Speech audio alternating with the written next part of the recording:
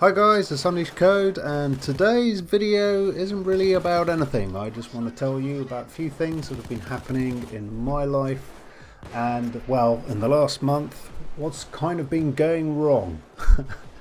It's not all negative, it's actually worked out wonderfully. So here's a great video for you.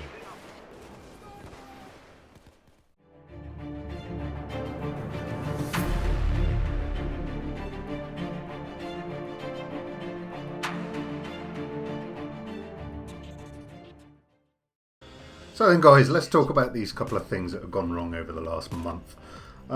Overall, takeaway, it is a positive message. Things worked out well for me, I'm not going to complain. So I built my Silent Witch, that's what I've called her, silent streaming PC. I'll put the link to that video below in the comments. I was using it for a couple of weeks, no problems, and then I started hearing a ticking sound. And the ticking sound was getting a bit louder and louder and louder, and all I thought it originally was one of the routing wires that I did had slightly moved its position and was just rubbing against the fan. That's what it sounded like anyway. So I pulled the PC apart and no such luck. It turned out to be my graphics card. So I pulled the graphics card out and I had a look at it, and it was the center fan. The center fan was not spinning truly in position, and at all the others, if you gave them a little flick, they would continue to spin nicely. The center fan, you gave it a flick, it just came to a grinding halt pretty much straight away. So it's pretty obvious to me that the bearings had failed. The card was only 2 weeks old, so I was kind of shocked by that, but these things happen. So I phoned up Amazon and I told them the problem. They said, yeah, no worries, send the card back. That's not a problem, we'll issue a refund. I was like, I don't really want a refund, I kind of want the graphics card. Can't you send me a replacement? Out of stock. I had to take the refund, so I took it, and I started the hunt to find another R9290x DDR5 4GB RAM card. Especially a Sapphire one. I'm very partial to Sapphire. I think they've done a fantastic job with the card. So I started hunting around. I couldn't find anywhere it did decent prices. All the prices, if they had stock, most people were out of stock. And the people that did have the stock only had 2 or 3 left, and they were charging 335, 340, 320s. High prices for the card. I originally paid just bang on 300, I think it was, for the card. So wasn't too jumping up and down overjoyed with that. So I looked around and I saw that you can get the Sapphire R390X, the newer card, which has got 8GB of DDR RAM and slightly higher clock speed. I'll have to look up what the differences are. It's not a great difference between the two, but it's the newer card with 8GB of DDR RAM, and it was only 25 quid more, so I didn't even think twice about that. That just made sense just to go and get it. So I got a 390x Tri-x Sapphire card on my Silent Witch PC now, and I'm over the moon. What a fantastic card. The previous one was a fantastic card, apart from the fact that it failed. This one is absolutely fantastic. Now, here's the question really. Do I think it's actually worth upgrading? If you've already got a 290X, would it be worth actually going out, spending your hard-earned 350 quid on a 390X? Overall, no, I would say not. I was put in that position, and to me it just made sense to go from 290X to 390X for the money. But if I actually had a perfectly good 290X in my computer, I wouldn't think really about it. I don't think bang for buck is there with it. I do get higher frame rates with the card, without any question of a doubt. I'm not really sure any games are going to be using 8GB of DDR5 RAM. I can't seem to really figure out what games would. Maybe AutoCAD and stuff like that. If you got like a wiring diagram of the Millennium Falcon up and it's all AutoCAD, then maybe you might need it. Other than that, I wouldn't really say that an extra 30 to 50 frames per second in ultra settings in games is really worth 350 quid. If you're a 4K gamer, you may gain a few frames, which would be worthwhile in 4K games, definitely. Then you may consider it, but still you're not looking at much. I haven't got a 4K monitor. I haven't put my card up to 4K to see what the frame rates would be, but I would imagine you would get more from it. You certainly do at 1080p. Anyway, so there's the first bit of bad news that turned into positive news. So I had a terrible card, not terrible card, I had a terrible luck with the card, ended up getting a better card for it. So the next thing that we come along to is I need another PS4.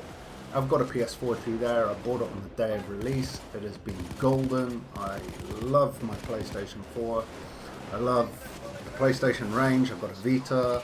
I had PS3, PS2s. I never had a PS1. I was PC gaming way back then. I'm still PC gaming now. The PS4, I love it. Problem is when I'm streaming or want to do videos or trying to do any recordings, I have to drag my laptop from here, my streaming room, all the way to the lounge, and I have to set it up in the lounge.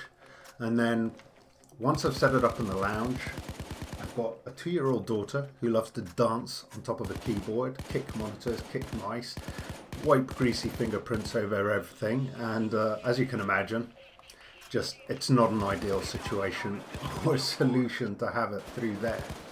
So my wife said to me, why don't you just go out and get another PS4? You've got a PS4 in your gaming room, you'll have a PS4 in the lounge, and then you're good to go. You can still play games in the evening here with me, and we can still watch games. My wife loves watching me play games. It's madness, but she does. She just absolutely loves it. And you know, I need a dedicated PS4 for streaming, really. So that's what we did. I ordered one off eBay. It was a refurbished unit. I paid a couple £100 for it, and I kind of took it. It's going to have a few scratches here and there, but it's a working unit. So it arrived and everything was working. It seemed absolutely fine, and the controllers kept disconnecting. I knew the controllers were good because they came from my previous PS4. So it turns out that it's got this Bluetooth connectivity issue. Some of the PS4s, not often, but some have got PS4, the Bluetooth connectivity at the back is either not connected properly or it's just a faulty module. And I believe mine's just probably got a faulty module on it. I was getting less than 1 meter range on it. Where my other PS4, I can be in the streaming room and it's in the lounge and I can use the controllers no problem. With this one, if I hadn't had a deck chair set up directly on top of the PS4 was rendered useless. You couldn't use it for any controls. So it's delay, even within a meter there was a delay in the controller because of that. Anything outside a meter, it would just disconnect the controller. So it's faulty. Didn't phone them up, I emailed them back and said, look, faulty. You've sent me a faulty PS4, I need a replacement. In fact, actually what I want is a refund. I got an email back. He said, sorry buddy, just gone on holiday. What? Yeah, 2 weeks, he's gone on holiday. So I've got a dead PS4 sat right here, unusable, and a whole 2 weeks I've got to wait until I can send it back and get a refund and then go out and do the whole process again. So I'm not very happy with that. Wife just turns to me and goes, stop mucking about. Just go out and buy yourself a new PS4. Go onto Amazon, chuck it on the card, and when we get the refund from the other one, that will just go to the card, and then the problem's solved and you're with a PS4. You don't have to worry about it. So I did. And funnily enough, when I was looking online, I was on Amazon and saw a 1 terabyte version, and I just took it, bought it. That arrived yesterday. I've got a 1 terabyte PS4, everything works, and I've got a big smile ear to ear. I have a streaming PS4, a streaming PC, and a living room PS4 for the family to use, and my darling daughter Hannah, she uses it a lot because we've got an Amazon Prime account, so she's got tons of cartoons, educational programs, all sorts of stuff on there. And in time, I'm hoping that she'll grow up a bit more and just start. There's definitely an interest in playing games there, without any question of a doubt. She's definitely Daddy's daughter, and I can't wait for the day that we're playing some serious Call of Duty or Battlefield 4 together, or Battlefield whatever it will be at that point. I'm really looking forward to that. Those are going to be awesome days, and yes, I'm going to stream all that stuff. I think that stuff's going to be golden, and father and daughter fights are going to be brilliant. So I can't wait for that. I'm looking forward to those days. So regardless of that, this is the message, that everything that kind of went wrong actually turned out really well for me. I'm not going to complain. I'm really not going to complain.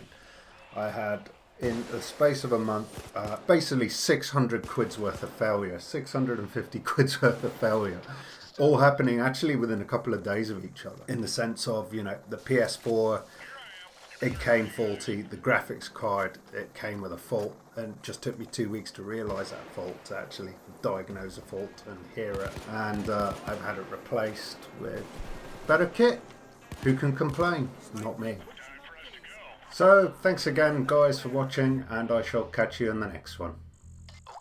Thanks guys for watching that video. I just wanted to add a quick footnote at the end of this video and say, if you wish to subscribe, please do so.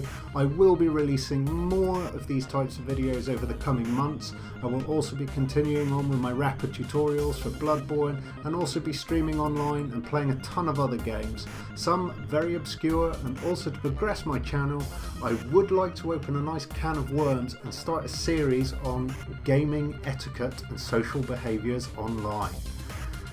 What to avoid, how to deal with the many different interactions you're going to encounter, how to remain cool as a cucumber when shit hits a fan.